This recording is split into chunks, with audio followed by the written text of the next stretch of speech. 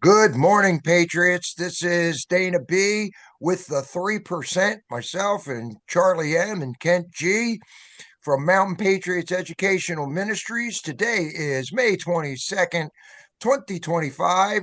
In the year of our Lord, we want to thank everybody for joining us here. As you all know, that Mountain Patriots Educational Ministries does the Wake Up Winchester program conference, the Health and Freedom Conference, which is coming up on May 28th. We'll get into that a little bit today, but we want to make sure that we take America back and we take Virginia back.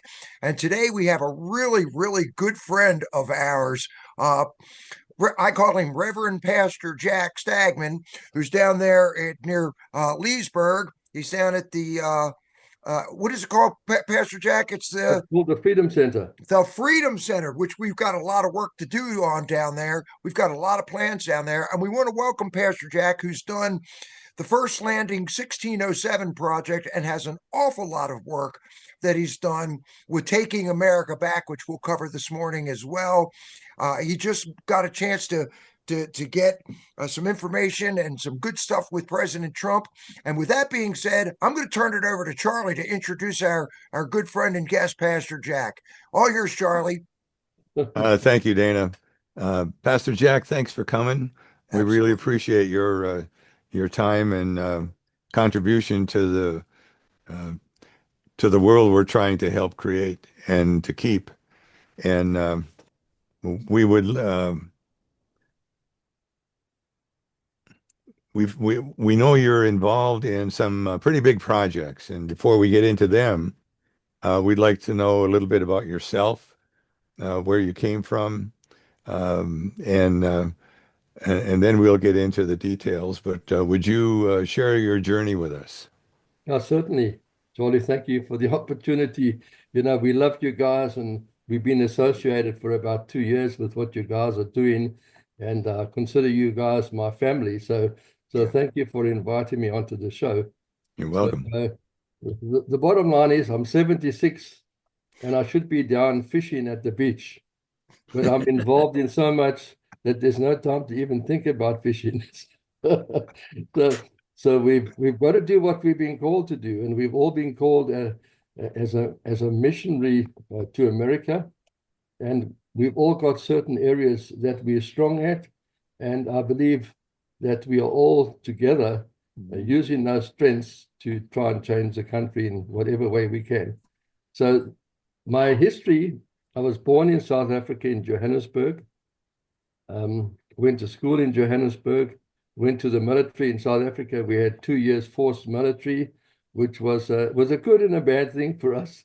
I don't enjoy those days, but it taught me a lot of things about myself. Then as growing up, I got married in 1970, had 3 children, and became involved in engineering and mining supplies business. I was always an entrepreneur from day one.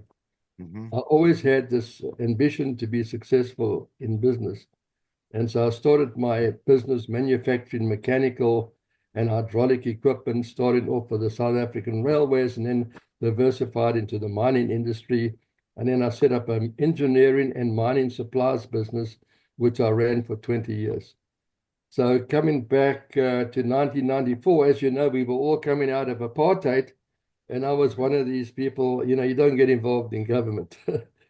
And so I was really challenged. And I met a man called Stephen McDowell from the Providence Foundation in Charlottesville, who heads up the Providence Foundation. And he was in South Africa in 93, and he put on a conference called God and Government. And he had written a book called Liberating the Nations. Well, I got hold of this book, and over about 2 weeks, I read it 10 times. And next to the Bible, it was the most important book that I've ever read, that it impacted my life. And as a result of that, I wrote a book called God and Government in 94, which led to me co-founding the first Christian political party in South Africa. So I guess that's where my passion for good governance started, going back 31 years ago. And of course, at that time, we had sanctions against South Africa.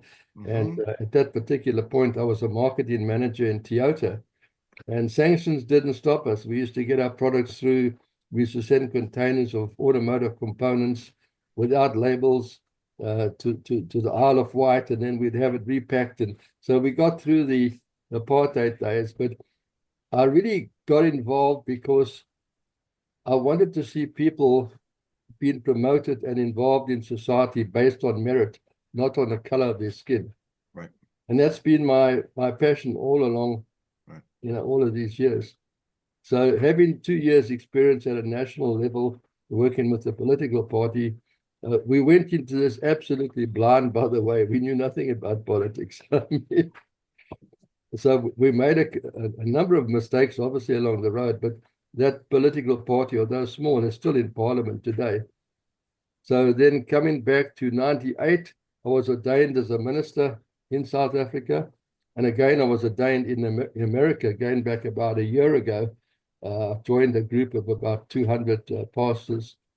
And so then coming back to 2000, I came here on a preaching engagement with 2 Indian pastors. And after spending 2 months in America, on the way back, I said to my friends, you know what, I'm sensing God is calling us here as missionaries to the United States. I love it. And when I got home and I told my wife that, she looked at me with this stern look. She said, look, I was born in this country, and the children and I are not leaving now. If you want to go, you can go. And so after 6 weeks, she came to me and said, listen, I can see that you've got some problems, right. that you've still got this in your blood. Why don't you go back to America for a period of time and get this out of your system and come back a normal person? So she sent me away packing with my suitcase. I came back 6 weeks later, worse than before. And she was absolutely adamant, there's no ways we're going to do this. So I said, honey, we're not going to do this unless we do this together. Right. That's the way we've always worked. So I didn't know what to do. So I eventually decided on a strategy of going on a 40-day fast. Now, I've never been on a 40-day fast before. At the end of the 40 days, my wife said to me, well, where did that fast get you? And I said, well, I've got no direction, no insight. I've lost a lot of weight. Anyway, so we went to sleep, and on the 41st day, there's a knock at our front door, and there's a black pastor from Zambia. And I hadn't seen him for 5 years. And I said, Pastor Dennis, what are you doing here? Right. He said, well, I was in the city of Durban, where we lived on the east coast of South Africa. And he said to me, I said, please come in. Let's come and have some breakfast. So he said, before I come in, I've got a message to deliver to you. So my wife was standing next to me. He said, the Lord has called you as a missionary to the United States of America, and you must not be fearful and go. For the Lord has gone before you to prepare the way for you. Wow. So my wife looked at me and I saw her jaw drop. Anyway, I invited him in and she went off to work. She comes back at 5 o'clock in the afternoon in tears. She said, you'll never believe this, but my boss told me today that he's retiring in 6 weeks and I don't have a job after 6 weeks. And my wife absolutely loved this family because they're actually a dentist and she basically ran the show. Anyway, so then we had another knock at the door in the evening. This is all on the 41st day.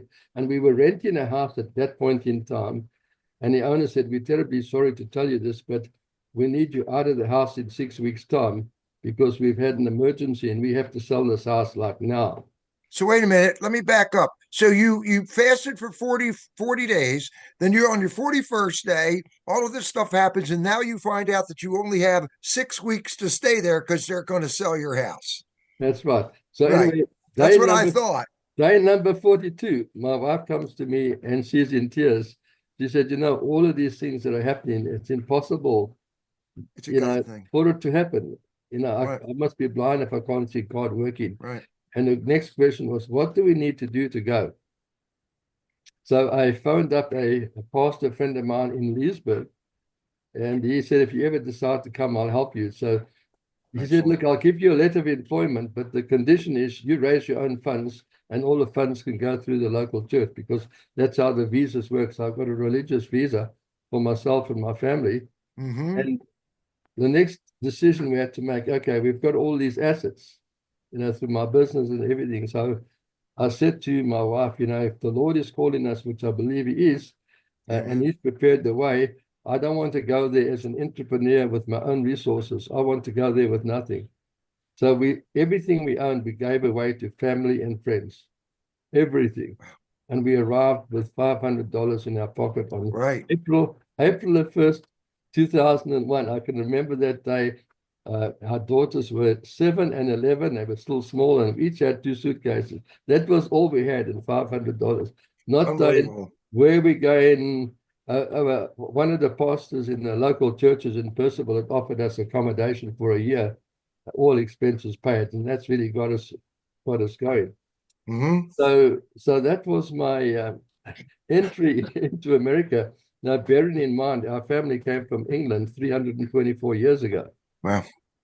And so, we are truly Africans. And of course, 7 years ago, we became citizens, and now I can say that we are African Americans. So let me ask you a question, Pastor Jack. So you are a legal immigrant. Yeah, we came in legally. There we go. I just wanted to make sure that everybody got all of that stuff. What got you started with the 1607, the first landing 1607 project? Again, it's another God thing. So one of my good friends. This is a big thing, because that's what you and I have concentrated on. Yeah, we really believe God's hand. Well, first of all, I believe that I'm here for a reason. Yeah, you are. Timing for me. And so it's really started at 1607. I mean, I headed up the Ministerial Association for many years in Loudoun County. So I did that for many years. And anyway, 1607 really started everything for us where we are today. And so we go to this event by Clay Clark in Virginia Beach. There's 4,000 people there. And at the end of the event, my friend Craig Hutchins invites a group of us, maybe 30, to go down to the first landing cross. Now, I'd never heard of the first landing cross. I didn't know what it was. Most people have not heard about what the first landing cross is. No, absolutely. And so they don't know the history of America. So we were standing in front of this cross at Virginia Beach. And so Craig asked me to pray for the group. And as we were praying, I'm feeling God's immense presence. I mean, I could hardly stand. And all I could say to the people, we're standing in the presence of God. I mean, I didn't know what it meant. I mean, I was really just so bewildered. Went back home, and for a week thought about this, prayed about it. What does this mean? And then a week later, at 3 o'clock in the morning, I wake up and I get this download. I mean, it's like a Zoom, it's like a computer download. It's all there. and what it was, these were the words: go back to origin. This was coming through my thoughts. Go back to origin, go back to origin. Back to origin. Back to origin. And I had no idea. I'm busy scratching my head with what hair I've got left in, and thinking, what on earth does that even mean? So the next day I phoned my friend Craig and I said, you know what? I'd met a guy there and I'd spoken briefly to him. He seemed to know about the history of first landing. I said, can I speak with him? So I spent 2 hours talking to him, and this is what I learned. King James authorized 3 ships in 1606, December 1606. We actually have his proclamation. It's a long document, but essentially it boils down to 2 things. Wasn't that the Virginia Company, Pastor Jack? That was Virginia Company, wasn't it? Yeah, it was the Virginia Company of London, it was called. At 1606, right. So they raised the funds for the 3 ships. It took 144 days for them to come over. Right. And so these 3 ships landed at Cape Henry, which is actually at Virginia Beach, and today it's a military base. You cannot even get onto the base very easily. Fascinating. And so there was a pastor on board, Reverend Robert Hunt was his name. Hunt. And he was designated the responsibility to plant a cross and dedicate the new land to God. And so that's what he did. So on April the 29th, 1607, they went ashore, they planted the cross in the sand, and he said a prayer of covenant, which 99% of Americans do not even know about it. They're getting to know more and more about it. And then from there, those 3 ships went up the James River, and 2 weeks later arrived at Jamestown. Right. Yeah, so anyway, so that's where they started the first settlement, which we all know about. And so I then studied Jamestown history, and then I'd heard about the 1620 settlers as well, and everything that happened in that time. And so suddenly I woke up one morning and I knew what going back to origin meant. And I think this is that started, it was a revelation. Going back to origin means, where did the gospel of Jesus Christ first come into the country? And where was a covenant made? That covenant was central to this finding out the back to origin story. While you're talking, Pastor Jack, can I pull that up? Yeah, sure. Okay, give me a second. I want to pull this up so people can see what we're talking about here, because this is pretty neat. All right, let's go to Taking America Back, because we're gonna come back to this. And here it is, 1607. Now, so most people don't really know the history, much of the history of America. So here's the 1607 program, correct? Or the covenant, Pastor Jack, correct? Yeah, that's the document. So it's interesting. And here's the document. Yeah, and that was the first meeting. We had over about 300 key leaders come together from all over the country, and we had to get special permission. We could only get 100 through on the base on the day of the event. So that's actually at the event. And so what happened from that date onwards, having this realization that God instituted this covenant, I wrote a 25-page like thesis, white paper, whatever you want to call it. And I sent it out to two friends of ours here in Virginia. And then I also sent a copy to a pastor in South Africa. And he called me the next day and he said, listen, this is God speaking. You need to do something about this. So I said, I'm trying to do that. I've got to be led by the Holy Spirit. So he said, you need to contact a lady called Donica Hudson. So I said, who's Donica Hudson? Now, Donica lives in North Carolina, and she's just an amazing prayer lady, and she's written many covenants and written a number of books as well. And so I called her the next day, and we had this long discussion, and we sort of got on like a house on fire right away. And so she said, you know what? There's another couple we need to introduce you to, Robert and Jamie Agee, who live in Virginia. I got a chance to meet those folks too at Clay Clark's Reawaken Tour. Great people. Yeah. So no, sorry, they don't live in Virginia. They live in Texas. So there were 6 of us that got on a call about a week later, and we said, let's do this. Now, of course, Don Blake and Craig and myself, we're not youngsters anymore. We're not good on technology and websites and that kind of thing. And of course, Robert is a lot younger. And he said, well, have you guys got a website? No, we said, you don't need a website for this. He said, you need a website.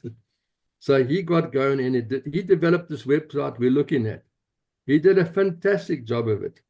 And you know that the 6 of us worked for just over 5 months. I mean, we just stopped everything we were doing. We set up all the speakers. It was a miracle how the funds came together, because the hotel alone wanted $21,000. And so that was made available to us. And then, of course, when the event came, there was about 300 people, and we had, keynote speakers like, trying to think, Michelle Bachman was one of them, David Barton from Wall Builders. You also had Glenn Beck, didn't you? Well, we had Glenn Beck as well. I mean, he just did an amazing job. And of course, he's followed all over the world. Within a week of that, he had 500,000 people that had viewed the actual video that he put out. I mean, so he was an awesome help. Now, Pastor Jack, let me ask you this. Okay, you guys, because I want to get to your Taking America Back. This picture right here with all the covenant that you and Donica and Robert and Don and everybody did. Explain what you see on the screen right now, because this is a big deal on Trump's 100th day of office. Yeah. So anyway, we had reached out to the White House for quite some time because we wanted to involve President Trump. And we were getting nowhere. And about 4 weeks before this event, and that was on the 30th of April, that particular picture this year. We get a call. It's 2 weeks ago. we get a call from this guy in the center. His name is Vince. Vince, can't remember his last name. Anyway, so he's a director of domestic affairs and works with Trump. Right. And so we told him what we were doing. And so he called us back a few days later, and he actually spoke to one of our colleagues, Don Blake. Don was the contact person. And he said, look, I think we might be able to organize that President Trump recognizes this covenant because it's so important. So big. So we sent a package over to him that gave everything that we knew about this project. And they must have got some speechwriters together, and they wrote the proclamation that President signed on the 29th of April. And so this was a big deal for us. And so for the first time in 418 years, a president recognizes the covenant. Unreal. So at this meeting that you see over here, just prior to that photograph, we all had a chance to share our experiences. And I had the opportunity to plant the seed with Vince. And I said to him, you know, this is an amazing step forward that the president even recognizes this covenant. And I said to him, would it not be amazing if President Trump, on the 4th of July next year, which is the 250th anniversary, would it not be amazing that he could not again recognize the covenant and rededicate us, but be the first president in 419 years to dedicate America back to God? And I said to him, if he should do this, this could be one of the greatest achievements of his life, because not only would America be impacted, but the entire world is watching us. And if they see America is now turning back to God, and the president is leading us in a prayer of covenant with God, that would have a significant impact on the world, never mind America. Absolutely. Everybody is looking to America right now, what's happening. I mean, I think President Trump is doing some amazing things. Only yesterday, he exposed all the white genocide in South Africa. I mean, it was in public for everyone to see. And so he's the only president that I've ever seen that's really been willing to tackle all of these kinds of issues. So we are very thankful that that door opened up to us. So if you go down, there should be a White House proclamation. If you go up a bit, I think you're going the wrong way. You need to okay. Well, I just wanted also people to know, because I'm sure Charlie and Ken have a question, but for the 1607 project, we want to make sure that people know about this. This is the history of America. If America falls, like Pastor Jack is talking, if America goes, the world goes with it. And we all know that. So we want to make sure that there's plenty of support here for the 1607 project. Please donate to the mission. It explains the story, the summary, the goals, the speakers, the interviews. It's all here, folks. So, and you can actually get a license plate, okay, that they have going on here. We want people to really realize how important it is that God and Christ is to the United States of America. So, Pastor Jack, you wanted me to go up here to the top? Yeah, go down. It says to the black section, it says proclamation. I want to encourage everyone to go to First Land in 1607 and scroll down the way Dana has to actually see what President Trump actually said.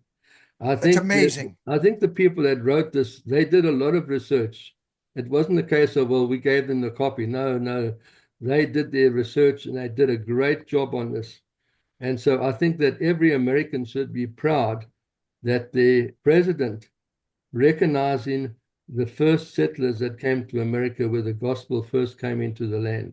Wow. So I think that this is a great start for America. And Let me ask a question. Charlie, I know Charlie and Kent, I know Kent is a huge history buff. Okay. Kent, do you have any questions here for Pastor Jack on this, or Charlie? Well, yeah, I do. Well, first of all, I want to go back and say good morning, sir. It's the first time I got to meet you, and I want to say I know you're proud to be an American. Amen. And I want to say, if you got over here 20 years ago, it would have put you right around circa 2005. After 9/11, it became very, very difficult for people to immigrate from whatever country they were coming from into the United States. There was a shutdown on visas Right. um, uh, due to what had happened. So again, I think it's very fortunate that you're here.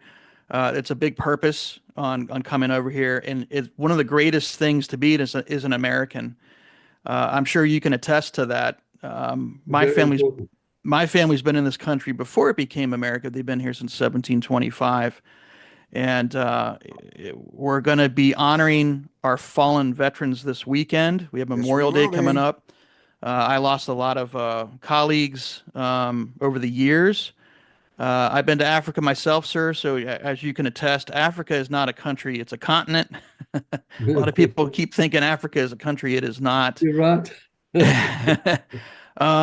I wanted to say is, of course, you understand our Constitution. I hope you're a gun owner, sir. Yes, look, You're I hope- talking to Pastor Jack. I I was actually born with a gun. There you go. And that leads into my question here in reference to a historical question. But if you still have family over in South Africa, I hope they are safe right now. As correct me if I'm wrong, in 2018, didn't South Africa confiscate over 300,000 guns from white farmers? Well, this has been a process of confiscation for quite some time now. I'll come back to that story. So I just wanted to say we arrived here in 2001, April the 1st. So we've actually been here 24 years. We've just celebrated 24 years. But yeah, so when the communists took over South Africa in 1994 it was, they essentially started to remove firearms, and it became very difficult. So rather than remove firearms, they basically restricted anybody that wanted a new gun. It was just almost impossible. So I had a .22, which I'd had for years, and only got it out the country several years ago. Yeah, so that has been happening, but the farmers have kept their weapons. But what we've done now is a security industry. There are 600,000 people in South Africa in the security industry, because you cannot rely on the South African police to look after what's happening, the chaos. Right. And so they've got these 600,000 people that developed an entire new industry. The latest legislation that they are about to place on the books is to confiscate all firearms from the security industry. They may not have a firearm. They may not have any types of handcuffs, batons, radio, anything to do with the security of protecting the country. This is the last level of protection for the country. They now want to remove this. And of course, that will remove 600,000 jobs, because they need that for their work. And so it's a progressive communist takeover, removing everything from everybody, and everybody becoming dependent. And although they have a so-called, I think, 33% unemployment. 33% unemployment. That is, yeah, that's across the board. However, here is the fact that you really need to know about. Between the ages of 18 and 26, it's 60% unemployment. So now you understand why you've got violence and crime at a level never seen before. We can't go there. And I also learned, Pastor Jack, and correct me if I'm wrong, I mean, their GDP right now is what, like 8.8%? Yeah, it's the whole country literally is collapsing. That's what we're looking at, folks. If we don't do something about taking America back. Hey, Pastor Jack, you said this started in 1994, the confiscation. That's correct, right? There was another country that started right around that time. It was called Australia. Yes. And they confiscated right around 1994. Was that in relation to what Australia was doing? Did South Africa follow in the footsteps of Australia? I don't think they were following any country. They were following communist principles. It's terrible. The first thing is to disarm your community. So that's been ongoing, but the farming community have held on to their rifles and guns, because if they don't, I mean, the farmer tax right now, if you can understand, the white community are probably about 7% of the population. Right. But President Trump showed all the white crosses planted along the side of the road. Now, it wasn't the case that people just came in and shot them. They came in and they burnt the babies. Right. They put tires around them and set them alight. The elderly, they would take a hot iron to them. They would actually decapitate people. If you had to see the pictures that I have, you would be sickened to the stomach. It's like a butcher. It's just blood everywhere. And so they've been doing this because they've targeted the farmers. If you go back to the days of Rhodesia, which became Zimbabwe, they implemented this strategy of confiscation of property without compensation. And that had the effect of Rhodesia was a breadbasket for Southern Africa for food. Now it's totally dependent on handouts from other countries. So when this started in 94, it became progressively worse, specifically targeting the farmers, which were mainly Afrikaans speaking, which is very similar to Dutch in many ways, but it's their own language. They had over 60,000 farmers. They're Right. down to just over 30,000 farmers. Now, those are supposed to support a population of 66 million just in South Africa. And of course, the rest of Africa are also starving. And about 10 million people have come across the border. There are no borders. You just walk across. So there's another 10 million of that 66 million that have now come into South Africa to try and survive. Yeah, so it's progressively getting worse. Out of 298 local authorities, there's only about 4 or 5 that are actually viable. The rest, there's sewage running, there's no water, there's many hours of the day, there's no electricity. I mean, you cannot believe it. People don't know how fortunate they are in the US. And they're willing to take it give for it up. granted. Yeah, I mean, where we are, we're in a 100-acre property. We don't lock our doors. Our cars are open. In fact, my wife leaves the keys in her car. I mean, when you go to bed at night, first of all, you've got high walls of at least 7 to 8 feet, and then you've got electrical barbed wire on top of that. Then you've got guard dogs. Then you've got burglar proofing on all the doors and windows. And when you go to sleep at night, you put on the burglar alarm that you may not walk around the house, and otherwise the burglar alarm goes off. And so when you get in your car during the day, you go out, you stop at the traffic lights or stop street, and you're looking around waiting to be hijacked. I mean, I hope people are really listening to Well, this. This is sounds really like- important because this is where the United States could actually end up, okay, or could have ended up had we kept going down the same path that we were going down. You know, Pastor Jack, there's what is it called? The Black Economic Empowerment, the BBEE or something like that they have in there right now, where X amount of businesses, if they come into South Africa, this is just another tyranny thing. But there's X amount. What is it? If somebody comes into the country, if I'm not mistaken, correct me if I'm wrong, you have to turn over like 30% of your business over to the South African government. Is something like that? Is that about right? well, a good example of that Elon Musk wanted to take his Starlink into South Africa, and they said, sure, you can Starlink, come in. Elon Musk. Yeah, Right. and they said, well, we need 30% of your business. We're not paying for it. We just want 30% of your business. Correct. Period. You're just giving it to us. Yeah. If you want it here. And so you've got the situation with all the corporations where you are basically appointed not on your ability or merit. You're appointed on the basis of the color of your skin. That's why my brother had to leave South Africa. For 2 years, he was unable to get work because he's white. And he was so desperate, he was almost on the street. And I said to him, my brother, you need to come over here.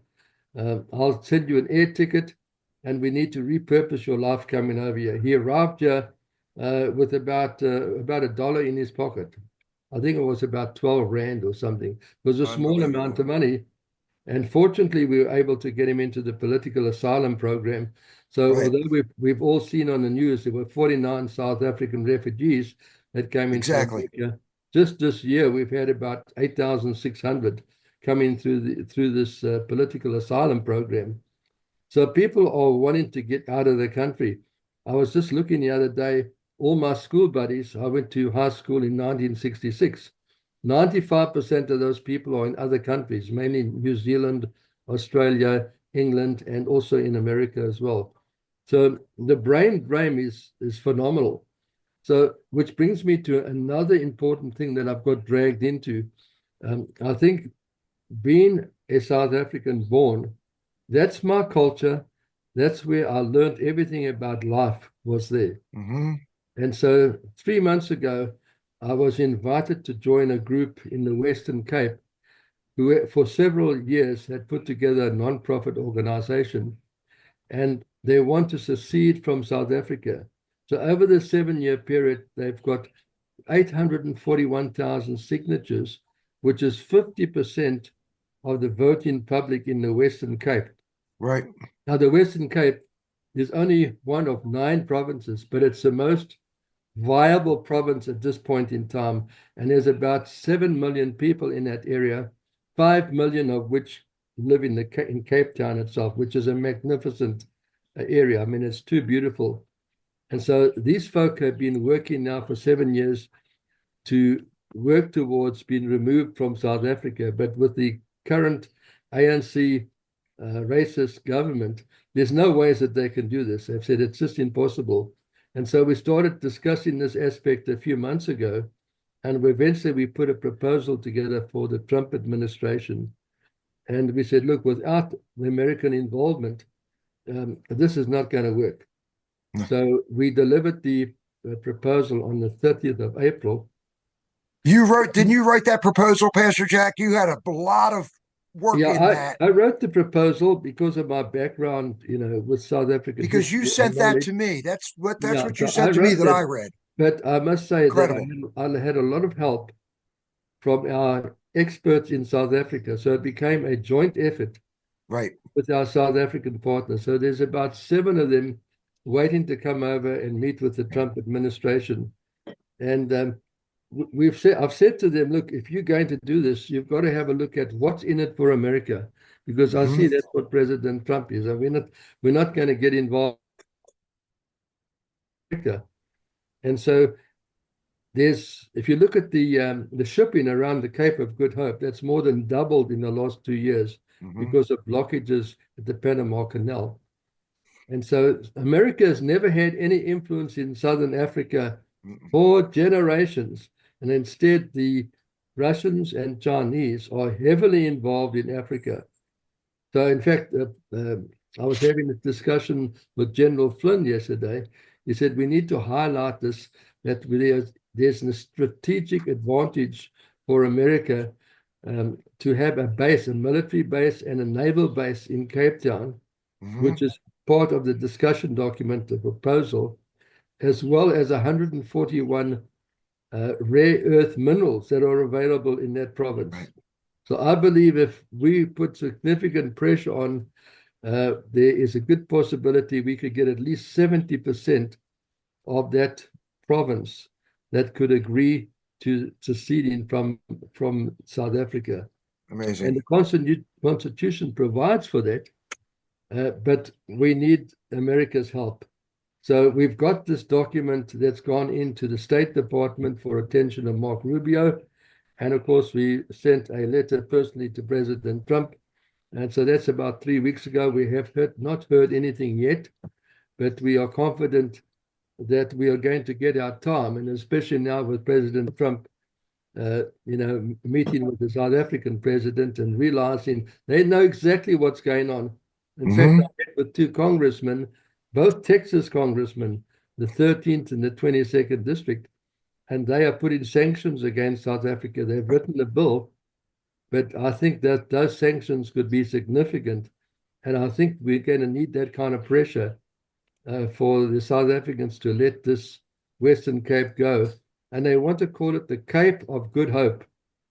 They've already got a flag for it. They've done a lot of work on it. And instead of all of these people coming over as refugees, if they had a safe haven within the Western Cape, I believe most of those people would probably want to stay there and not come over to other countries. And they want to stay home. And I believe many people that have left the country over the years if they had a safe haven, they would come back. And so right now we've got this brain drain, and we'd rather prevent that brain drain and keep them in the Western Cape as opposed to letting them come back to other countries. So anyway, so that project I've got intimately involved. I know the topic backwards, and I'm doing this for nothing. I don't want to get paid for it. I really want to help my countrymen. Let me ask you a question, Pastor Jack. Do you have any problem with me sharing that document with some folks, or Yeah. you're good with that? Yeah, I mean, if keep it within a close circle. Within our close circle with our Mountain Patriots. Yeah, actually, I've just done an update on that. I can send you the update on that. But it's a well thought out document with a proposal that makes sense to America.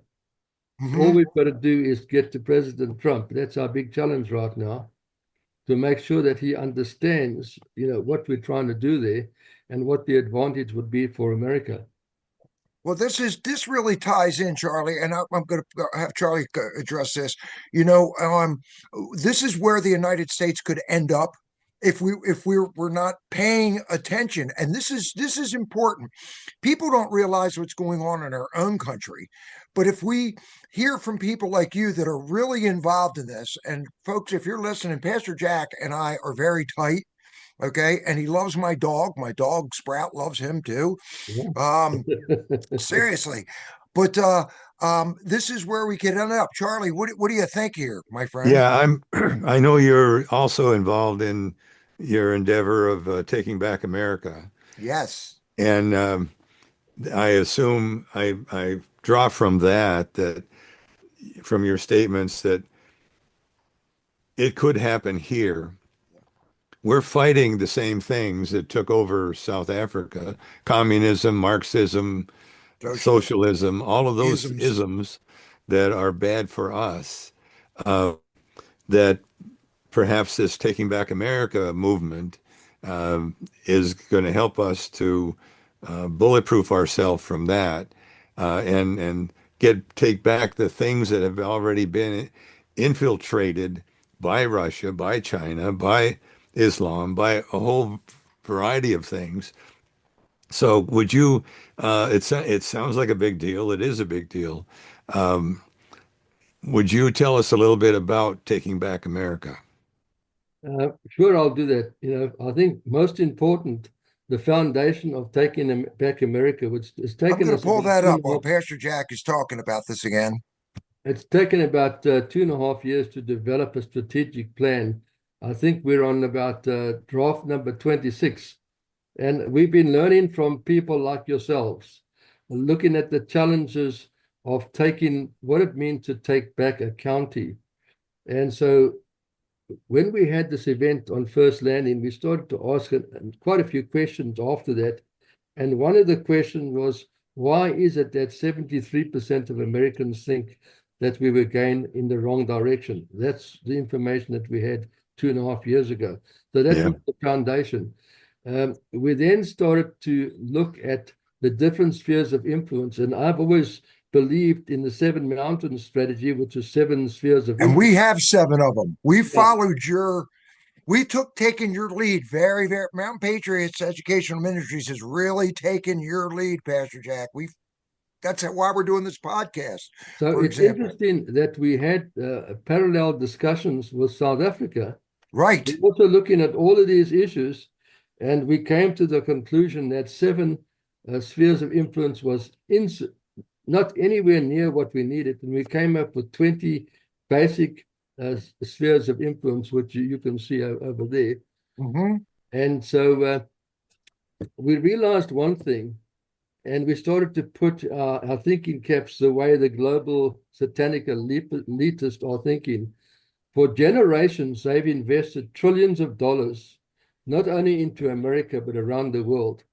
And they asked themselves the question, what do we need to do to take control of the world? And so they came up with all of these different areas. And it's not a case of they're working towards taking them over. They have taken them over. So that was the first thing that we have to recognize. I mean, if you just look at America itself, what it's done in terms of education, it's taken it over. National defense, public safety and security, family, the political, all of those areas have been taken over. So that's the first thing we have to realize. The next thing, General Flynn was speaking about, that it's no good tackling the national or the state level because it's like a cancer that is metastasized. The state and local level. So we must focus on local county level. That's us. So that was the key thing that came out of this. So if I can just in a nutshell explain to you, taking America back, first of all, it's not a political movement. It keeps out of politics. It's family friendly, it's business friendly, it's church friendly, and it's not seen as a threat. And very simply, what it is collecting a massive database of people across all the different spheres of influence. And we've recognized that we can do more together than working alone. Mm-hmm. So in essence, if we gather a group of people in a county, you'll find that every one of them is involved in some way or some degree to one of those areas. Some people will just be involved in education. Others will be involved in energy or youth. But you'll find generally there'll be a first place where you want to focus, and you might be working in another area, maybe up to 3 different areas. So in essence, what we are doing is we're linking like-minded people together so that they can function and operate in a county. Now, we also recognize in order to take back a county, we need about 3 to 5% of a total county committed. Now, you've got 93,000 people in your county. Let's call it 95. So you work out that percentage. We're even getting bigger. We're close to 100 now, Pastor Jack. So let's call it 100,000. So you need to have about 5,000 people involved, up between 3,000 and 5,000 actively engaged. Right. Now, those people are not focusing on only in one area. Some will be in agriculture. Some will be working in the faith community. Some will be involved in science and technology or legal. But link them all together. And if we're able to find a way for those folk to understand that we are working together to impact and change a local county, and we all know what's going on. And so if we could gather together every 3 months as a county with experts speaking in all of those different areas, we will have a better chance to make an impact. And so this is the area where I tell everybody, I'm sounding the alarm because we cannot rest on President Trump making all the changes, because we all know with one presidential executive order, he could wipe out just about much of what he's done. If it wasn't legislated, they can literally wipe out a lot of the good work. And so we have to get involved. The other problem that I see is that we are short-sighted. We are not looking at the long game. We are looking at the short game. Let me give you some examples. We've just had some instances where 2 people were wanting to stand in Virginia as governor. Well, what happened? They thought about it at the last minute, and guess what? They didn't even get enough signatures for them to stand. So unless we're thinking 4 to 8 years ahead, we're not going to do this. We don't have a proper screening method in place because there's been a lot of turbulence, as we all know, in Virginia. And I don't have a positive feeling and a positive outcome for the Virginia elections. The other thing that I established was that working with some key people in the Republican Party, I came to the conclusion, what they told me is that 70% of all the people at the central committee level are rhinos. In other words, they're Democrats masquerading as Republicans, which we know as rhinos. So I was encouraged by President Trump just 2 weeks after he was elected.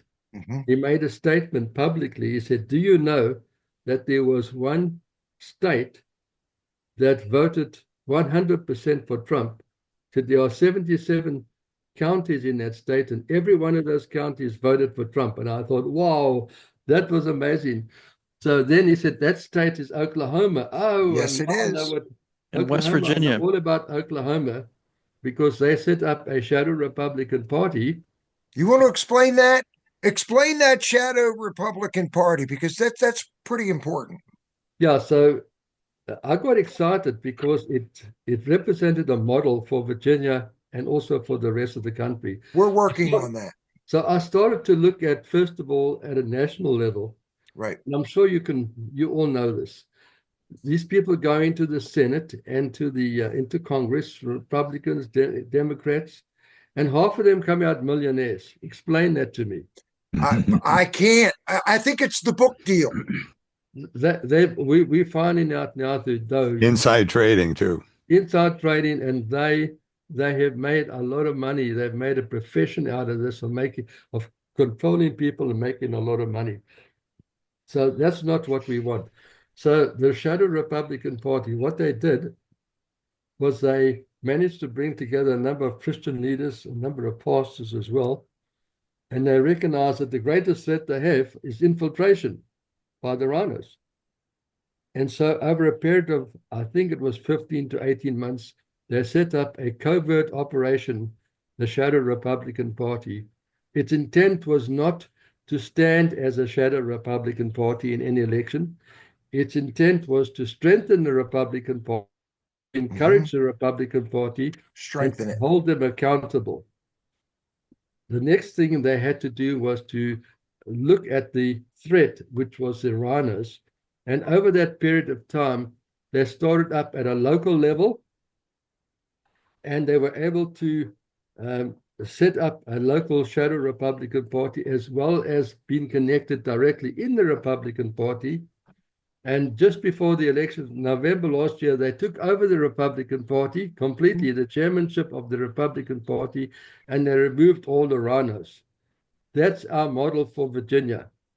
And so we've developed logos, we've developed a whole strategy on this, which I will give to Dana shortly. And we're hoping by about July or August to be able to start in different parts of Virginia, so that we can address this issue, because we found out that this problem is not only in Virginia, it's across America, with the exception now of Oklahoma. Every state has this problem. So unless we address the cancer and cut it out, we can do whatever we want to do, and we'll never, ever resolve it. And so I'm personally of the belief that the shadow Republican idea is a wonderful idea, and I believe can address a lot of the problems. And as we know, in Virginia, as I mentioned, 70% are rhinos in the Central Committee, but at a legislative level, it's at least 30%. What does that mean? Whenever you come to any legislation, it means that 30% of the Republicans are voting with the Democrats. Yep. We've got no chance. We, the people, have got no chance to get anything through. So no matter what happens in these elections, currently we're going to get nowhere. So absolutely, that's why I've been emphasizing the fact, guys, we need to start now. And I'm so glad what you guys are doing, but we need to focus on the next 4 years and the next 8 years.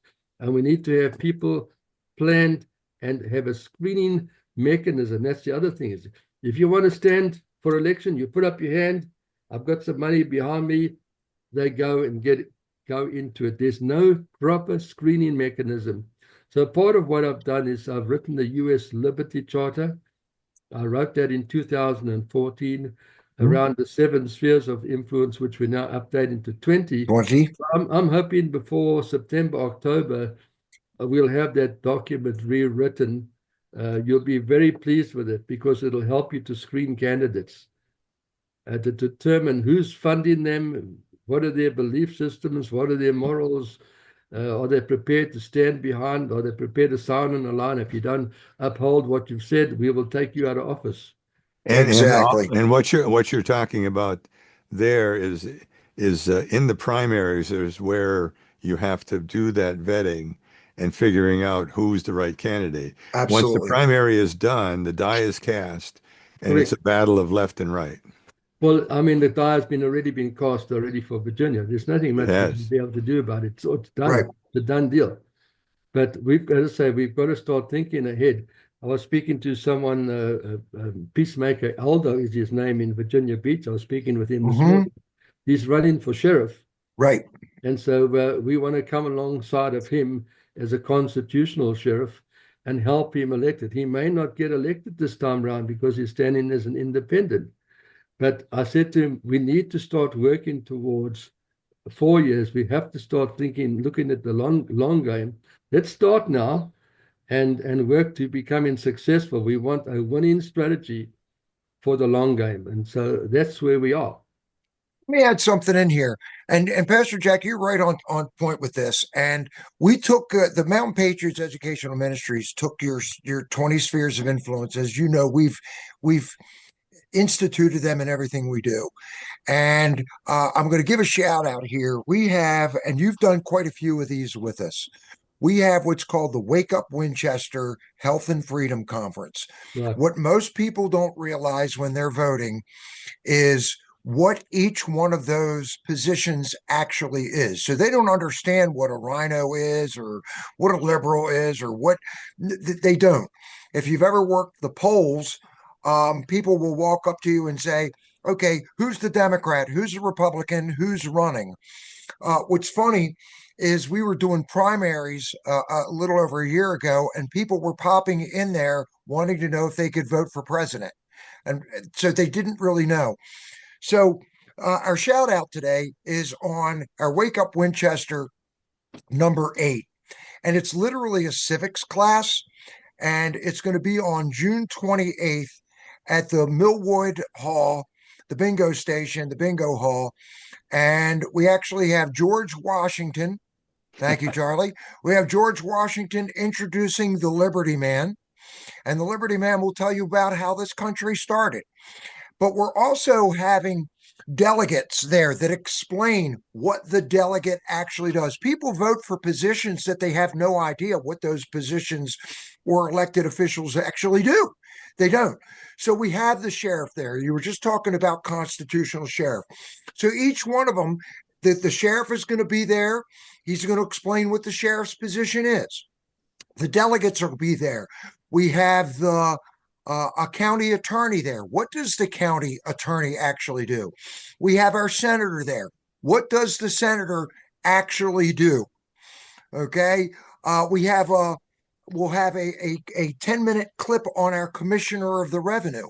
What does the commissioner of the revenue actually do?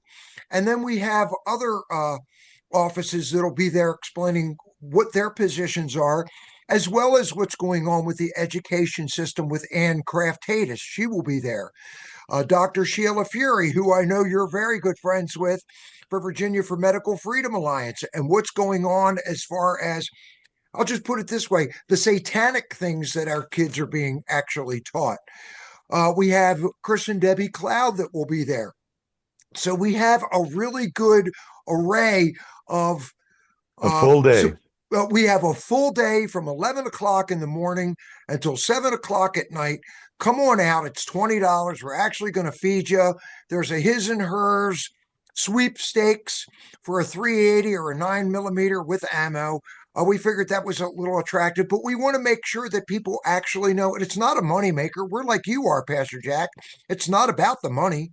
It's about being able to educate people so that we don't become South Africa, for lack of better terms. And that was a great explanation from you today on what's actually going on over there and what can actually happen to us. Kent, let me ask you a question. With everything that's going on with our Wake Up Winchester and what Pastor Jack has talked about today, give us a little input on what you see going on and why people should actually be out here to see what we're doing. Because Pastor Jack's done quite a few of these. And I'll just say this, go to our Rumble channel, our Mountain_Patriots or our Mountain Patriots YouTube channel, and take a look at what Pastor Jack has done with us in the past. But Ken, I'm going to turn it over to you for some questions and some comments as well. Well, yeah, I was going to say in reference to the explanation that Pastor Jack gave on South Africa. I'm going to tell you guys this, and you guys know this very well, that history repeats itself. Absolutely. It's part of the wheel. It's part of the cycle. It's happened all over Europe. If you look in the 1930s, look what the country of Germany did to its own people. It's happening in South Africa right now. It's happening in South Africa. It was starting to happen here. Yes.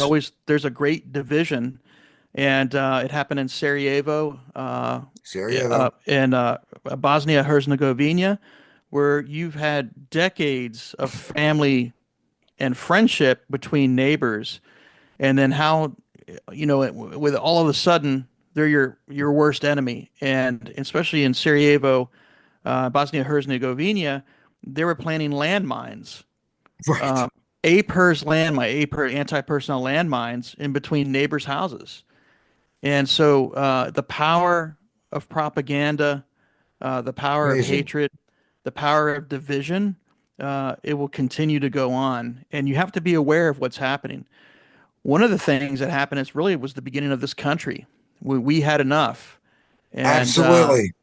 And what people don't realize, 1607, right? We were the embarkment of the British Empire.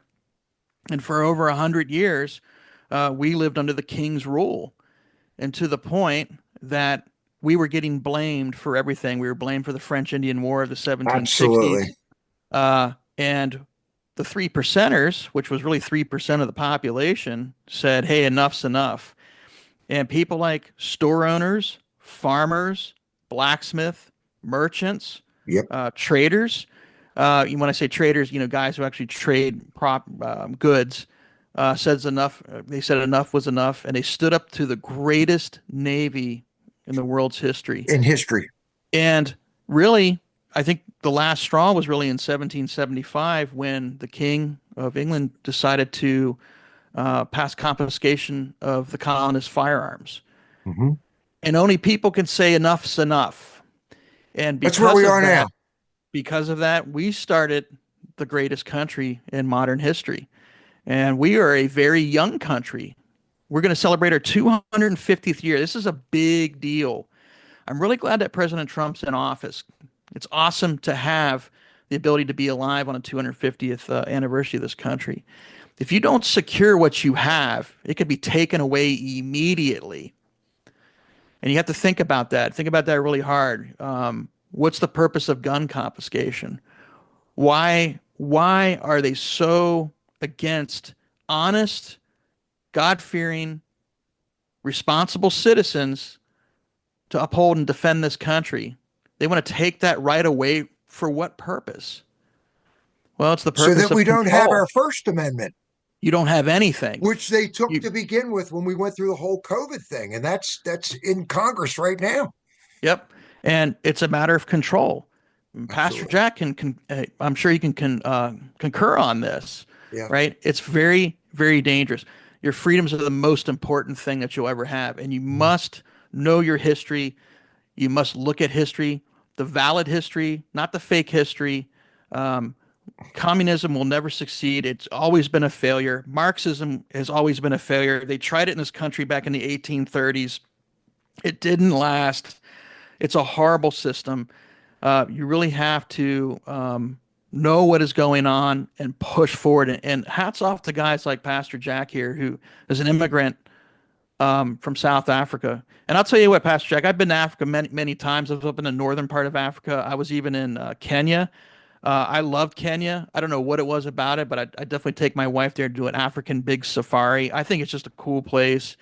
But you've seen this firsthand on what's going on, and people need to wake up. And so, sir, without getting off my soapbox there, so what else might you mention about your future endeavors if you haven't already? Because man, you're just a wealth of information. He's incredible, and I know. we don't have enough time to actually. Pastor Jack and I could talk for days. We normally have these discussions at 1 o'clock and 2 o'clock in the morning, right, Dana? We've talked at 2 o'clock in the morning. Both of us are up, and he texts me, and we're Yeah. on the phone at 2:30 in the morning. Okay, so here's my thought on this. I've been thinking about this. I've been looking for a pilot project that we can share with America.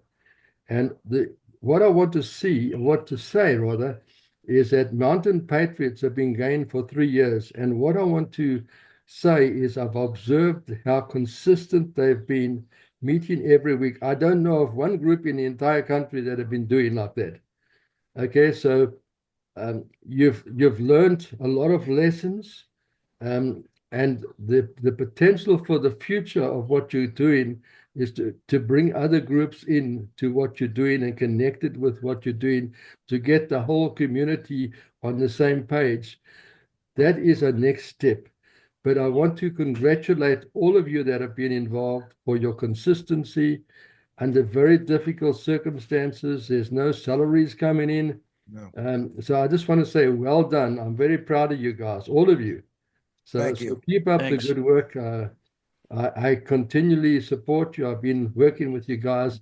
Just after we had the first landing event, we had our friend Jeanette who brought us all together. I still remember the first day we met at a restaurant, just as you come into At the restaurant, exactly yeah. So right. we met there with all your buddies, Mhm. and we've been good friends since then. And I want to encourage you.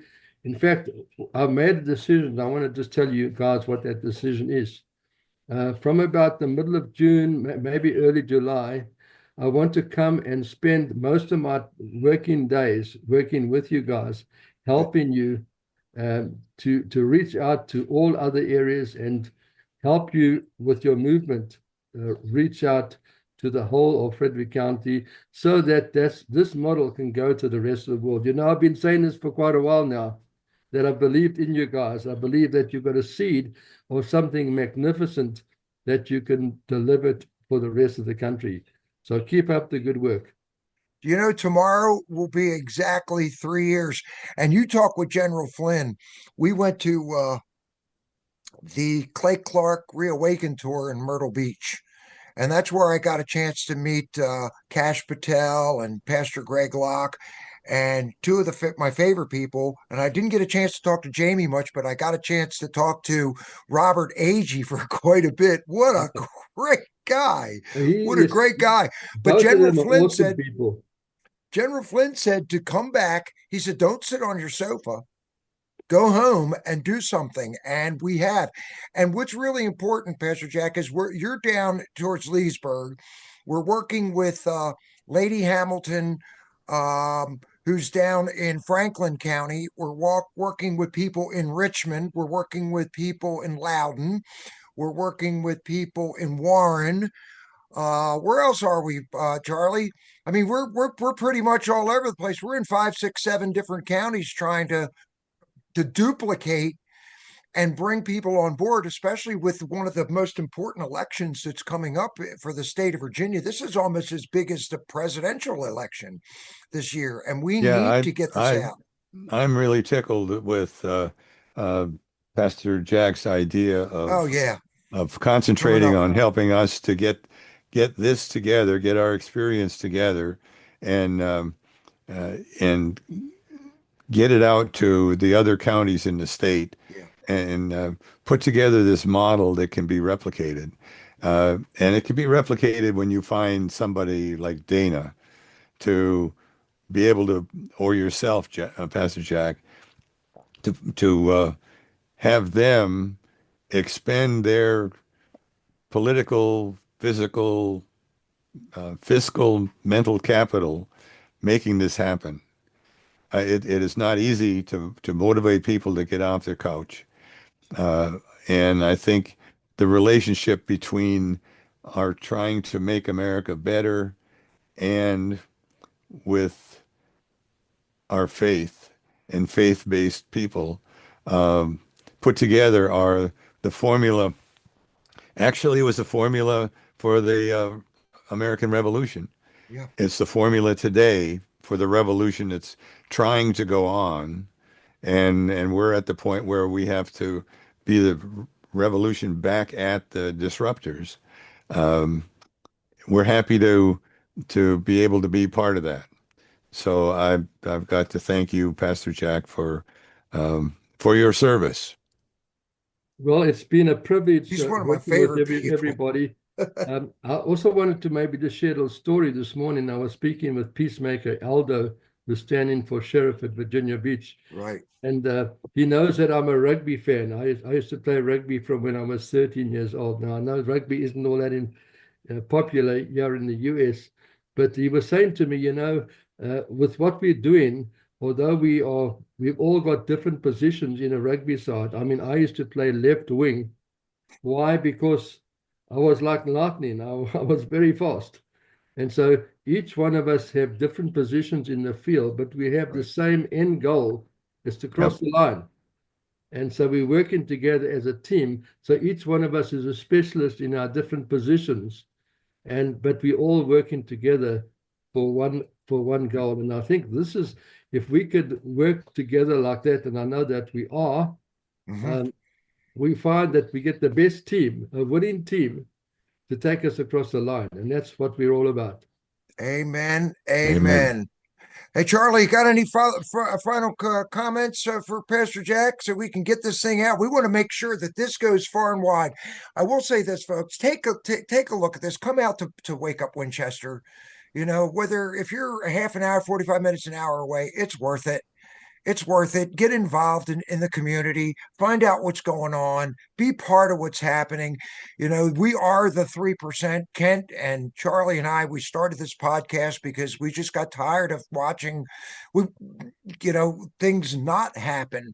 And people, Pastor Jack and I have talked about this, people sitting on their sofas and their couch after President Trump was put into office and went back to sleep. And now is the time that we have the opportunity to make America great. And we want to make sure that we make Virginia great again. So, Charlie, you got any final comments or questions or Kent for Pastor Jack? No, I have our Patriots prayer as we wrap up. So I'm good with what we've done. We could talk for another hour or two. Oh, yeah.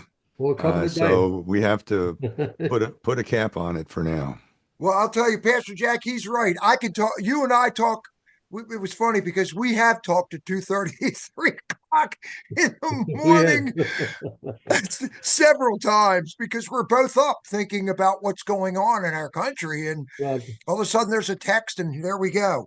So, Pastor Jack, I want to thank you so much for taking the time today. God bless you, sir. I appreciate everything that you're doing. We're passing on and using a lot of the pieces that you put together, and we're duplicating that. My dog Sprout says hi. He loves you.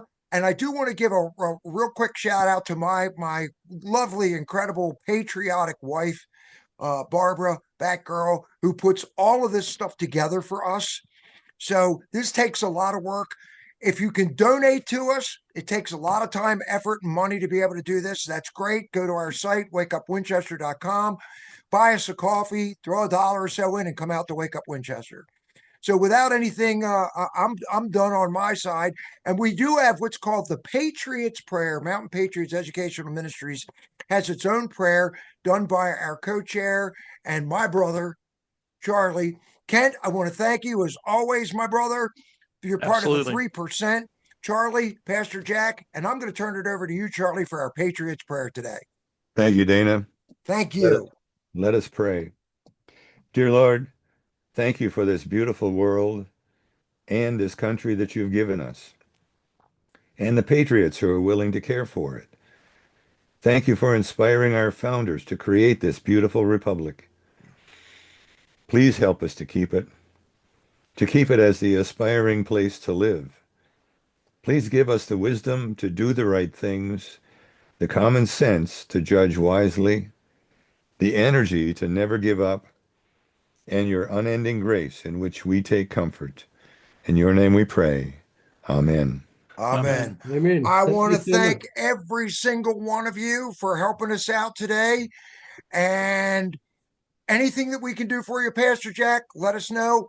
Guys, that's the 3% with Pastor Jack, Taking America Back, and the 1607, the First Landing 1607 project. This is a wrap. God bless you all and have a wonderful day. Amen. God bless you all.